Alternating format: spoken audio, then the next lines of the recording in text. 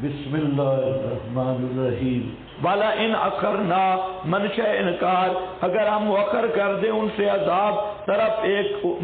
امت تک، امت یہاں مدت ہے، وقت ہے، الی امت مدت معدودت گنی ہوئی، تو البتہ ضرور کہیں گے کس چیز نے روکا ہے اس کو، ایو شیء من الاشیاء،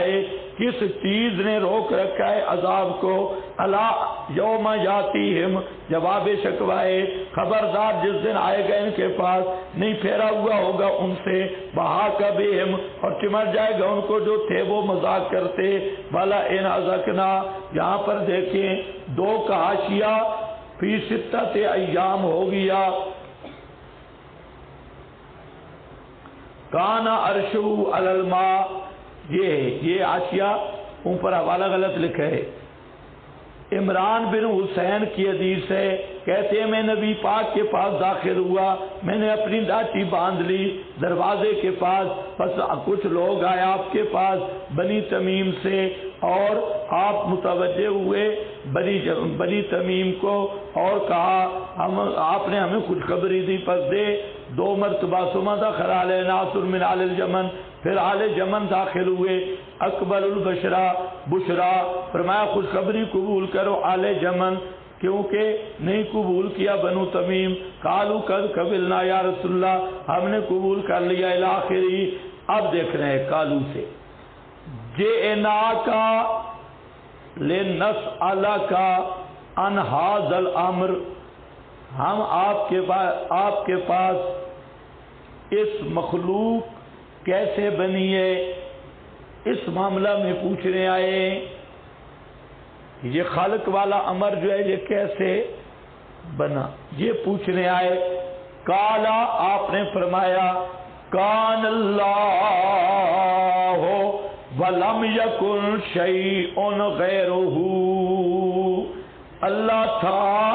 اور کوئی چیز نہیں تھی، وَكَانَ عَرْشُهُ عَلَى الْمَاءِ، اور عرش اللہ کا پانی پر تھا، وَكَتَبَ فِي الذِّكْرِ كُلَّ شَيْءٍ، اللہ نے وہ لوح محفوظ میں ہر چیز لکھ دی، اور پیدا کیا آسمانوں کو اور ہماری زمین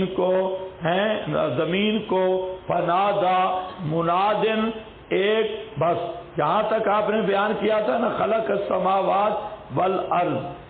آگے عمران کہتا ہے کہ باہر سے کسی نے مجھے آواز دی، وہ اونٹنی باندھ آیا تھا دروازے پر، اونٹنی بھاگ گئی، راوی کہتے ہیں باہر سے نادا مناد، اس نے آواز دی ذابت ناقتک یا ابن الحسین، او حسین تیری اونٹنی نس گئی ہے، بھاگ گئی، یہ اس نے دروازے پہ اعلان کیا، کہتا ہے فن تلک تو او ہو چس بڑی آ رہی ہے، آپ جو حدیث بیان کر رہے تھے میں نے اتنی سنی ہے، میری اونٹنی بھاگ گئی، کسی نے آواز لگائی، میں اونٹنی کے پیچھے چلا گیا، آگے میں سن نہیں سکا، مزہ بڑا تھا، یہ کہہ رہا ہے، پتہ نہیں تمہیں سمجھ کیا آئی ہے، تمہاری کہیں اونٹنی نہ بھاگ جائے، ہاں بھائی، وَكَانَ عَرْشُهُ عَلَى الْمَاءِ، عرش پانی پر تھا، وَكَتَبَ پھر ہو گیا، فَانْطَلَقْتُ فَإِذَا هِيَ يَقْطَعُ دُونَهَا السَّرَابُ فَوَاللَّهِ لَوَدِدتُّ أَنِّي كُنتُ تَرَكْتُهَا، خدا کی قسم اونٹنی بھاگ جاتی، تمنا کر رہے ہیں کہ میں وہ حدیث سن لیتا، اونٹنی جدھر مرضی جاتی، میں حدیث رہ گئی اور میں اس اونٹنی مرولی کے پیچھے چلا گیا، وہ بھاگ گئی، ہاں بھائی، لِيَبْلُوَكُمْ متعلق ہے فعل معذوف کے، اصل یہ ہے اعلم بذالک لِيَبْلُوَكُمْ، اللہ نے تمہیں بتا دیا تاکہ آزمائے، اور مقصد ھذا تعویل، اس کا مقصود کیا ہے، ان ھذه المخلوقات لم تکن بسبب البشر، او بابے یہ مخلوق کسی انسان کے لیے نہیں بنی، کسی بشر کے لیے نہیں بنی، قیلا تقدیر الفعل، کس کے لیے بنی؟ امتحان توحید اور توحید کے لیے بنی ہیں، بشر کے لیے نہیں بنی۔ وکیلا تقدیر الفعل خلقکم لیبلوکم، بعض نے کہا ہے کہ یہاں خلقکم معذوف ہے، وکیلا فی الکلام جمل معذوفۃ، جملہ معذوف ہے، تقدیر ہے وَكَانَ خَلْقُهُ لَهُمَا لِمَنَافِعَ يَعُودُ عَلَيْكُمْ، اللہ نے ان کو پیدا کیا ہے تمہارے منافع کے لیے جو تم تک پہنچتے ہیں دنیا میں نہ کہ آخرت میں۔ وَفَعَلَ ذَلِكَ لِيَبْلُوَكُمْ، اور یہ اس لیے کیا تاکہ تمہارا امتحان ہو۔ وَلَمْ يَكُنْ أَكْثَرُ عَمَلًا أَحْسَنُ عَمَلًا، کہا اس کو ذرا خیال سے سننا ہے، اکثر و عملہ نہیں کہا بل احسن و عملہ کہا۔ ولا یکون العمل حسنا حتی یکون خالصا للہ، عمل میں حسن آتا ہے کہ خالص اللہ کے لیے ہو، ایک علی شریعت رسول اللہ، رسول پاک کی شریعت پر ہو۔ فمتا فقد العمل واحدا من هذین الشرطین بطل وحبط، اگر ایک بھی چیز نہیں پائی گئی، وہ عمل اللہ کی رضا کے لیے نہیں یا عمل سنت کے مطابق نہیں تو وہ عمل برباد ہے۔ کچھ سمجھ گئے؟ یہ ابن کثیر ہے، اس لیے فرمایا احسن عملا، اکثر عملا نہیں فرمایا، زیادوں کی ضرورت نہیں کہ 1000 تسبیح پڑھو، لگائے گنتی کرنے۔ قیامت کے دن اللہ نے گنتی نہیں کرنی، اللہ نے وزن کرنا ہے۔ اعمال کا کیا ہوگا؟ وزن، گنتی نہیں ہوگا کہ صوفی نے 1000 نفل پڑھائے۔ بابا تو نے اتنی بڑی پگڑی باندھی ہے تو نیند تو آئے گی تجھے۔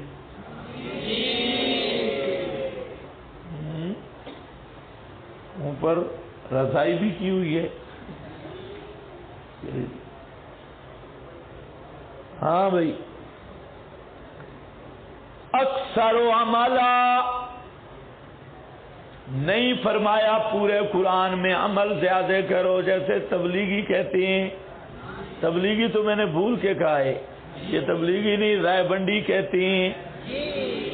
ہاں، رائے بنڈی مستقل فرقہ ہے، تبلیغ قرآن کی ہے۔ ہاں، اس لیے میں تمام ان لفظوں سے رجوع کرتا ہوں جہاں پر بھی ان کو تبلیغی کہا ہے تو اتوب الی اللہ و استغفر اللہ، اس لیے یہ خالص رائے بنڈی ہے۔ تو رائے بنڈی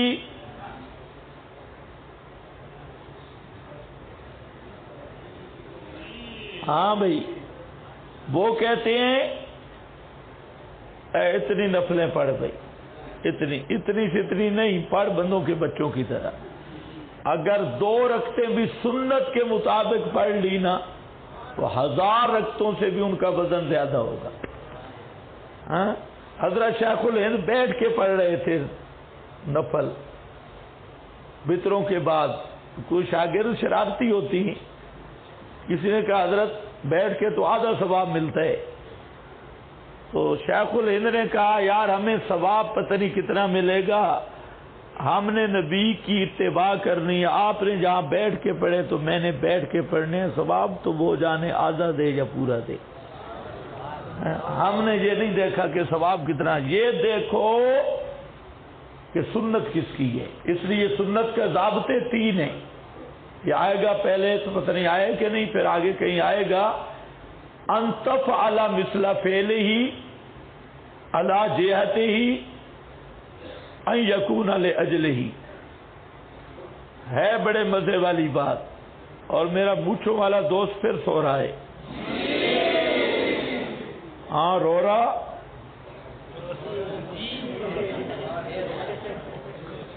ہاں بھائی دیکھو رولا ہے رولا، ہاں توجہ ہے میری طرف۔ ان تکون مثل فعلی، آمدی ہے علامہ آمدی، احکام القرآن اس کی کتاب اصول الاحکام للآمدی، بڑی قیمتی کتاب ہے۔ اس نے یہ لکھا، پھر اور جگہ پہ بھی حوالے ملے، لیکن ابتدان علامہ آمدی کا یہ کمال ہے،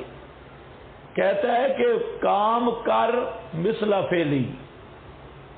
پہلے یہ تحقیق کر نبی پاک نے کیا ہے تو پھر کر، نہیں کیا تو نہ کر، کیا ہے تو کر، لیکن کر مثل فعلی، جیسے آپ نے کیا ہے، یعنی پہلی تحقیق کہ یہ عمل آپ نے کیا یا نہیں، اگر نہیں کیا نیکی نہیں ہے، اگر کیا ہے پھر اگلی تحقیق کر کے کس حیت پہ کیا ہے، کس طرز پہ کیا ہے، وہ ترتیب، طرز اور حیت پہ کرنا ہے، دو۔ اور تیسری بات بڑے مزے کی ہے، لیکن ایمان جب تازہ ہو تو وہ بات سمجھ آتی ہے کہ ان یکون لاجلہ، کام کر اس لیے کہ پیغمبر نے کیا ہے۔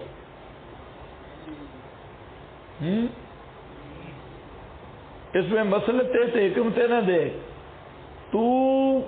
کر اس لیے کہ میں نے پیغمبر کی اتباع کر دی، سمجھ آئے جا۔ وہ حضرت فاروق اعظم حجر اسود پہ کھڑے ہیں، ڈنڈا رکھ دیا، انکا حجر لا تنفع ولا تضر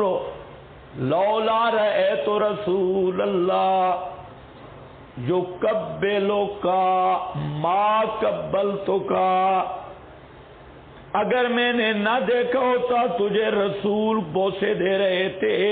تو میں عمر کبھی تجھے بوسہ نہ دیتا۔ یہ اصل ہے لاجلہ ہی، جب آدمی کی یہ شان بن جائے کہ عمل سے پہلے سوچ لے میں کیوں کر رہا ہوں، اس لیے کہ میرے معبود کا حکم ہے اور میرے محبوب کا طرز ہے۔ سمجھ گئے ہو؟ معبود کا حکم اس کی رضا ہے اور محبوب محمد مصطفیٰ کی طرز ہے، اس لیے کر رہا ہوں کہ میرے نبی نے کیا۔ بس یہ دو چیزیں سوچ کے عمل شروع کرو، اس کی ٹریننگ کر لو، خدا کی قسم یہ وہ ہے بجد حلاوت الایمان۔ پھر اعمال کے ڈھانچہ نہیں رہے گا، مٹھاس پیدا ہو جائے گی اور چسکا پیدا ہو جائے گا، لذت آئے گی عمل میں، کہ کوئی کام کرنا سوچ لے کس کے لیے کر رہا ہوں اور کس طریق پہ کر رہا ہوں، یہ دو چیزیں تحقیق کر لے، ہر عمل میں لذت آئے گی۔ اور ان یکون لاجلہ،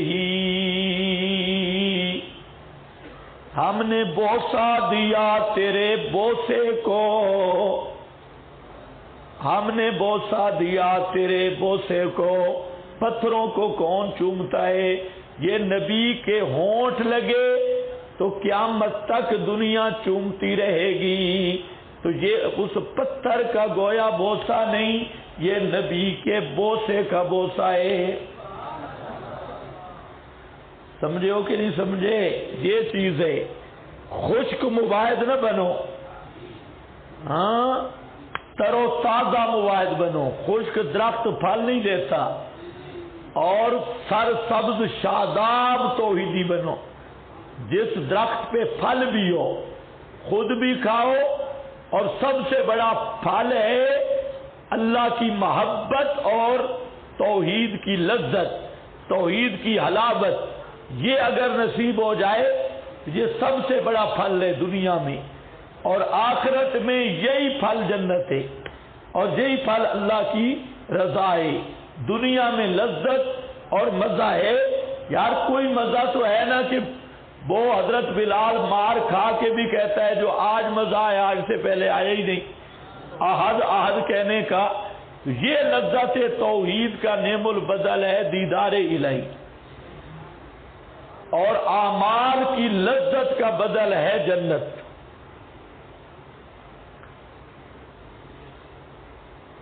ہاں بھائی کدھر گیا بھائی؟ تو عمل آسن فرمایا، اکثر عمل نہیں فرمایا لم یکل اکثر عملا بل احسن عملا، اور عمل حسن تب آتا ہے، پنجابی کے خطیبوں والا جملہ کہہ دیتا ہوں، خطیب کی تقریر بنے گی، عمل سونا تا بن دے جو سونے نال ٹچ ہوے، حسن کا مرکز محمد مصطفیٰ ہے، اور اب حسن اسی عمل میں آئے گا جس عمل کا مرکز سے رابطہ ہوگا، آپ کے حسن سے رابطہ ہوگا۔ ہم کہتے ہیں محمد جیا سونا کوئی نہیں، جب آپ جیسا سونا کوئی نہیں تو کسی کے عمل میں حسن آ نہیں سکتا جب تک اس پر سونے دی مہر لگی ہوئی نہ ہوئے۔ اچھا تم پشتو بولتے ہو تو ہمیں غصہ نہیں آتا، ہم پنجابی بولتے ہیں تو ہمیں غصہ آتا ہے۔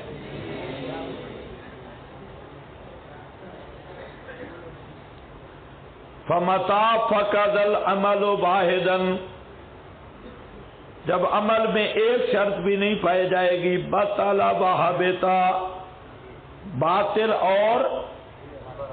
برباد ہوگا۔ ابن کثیر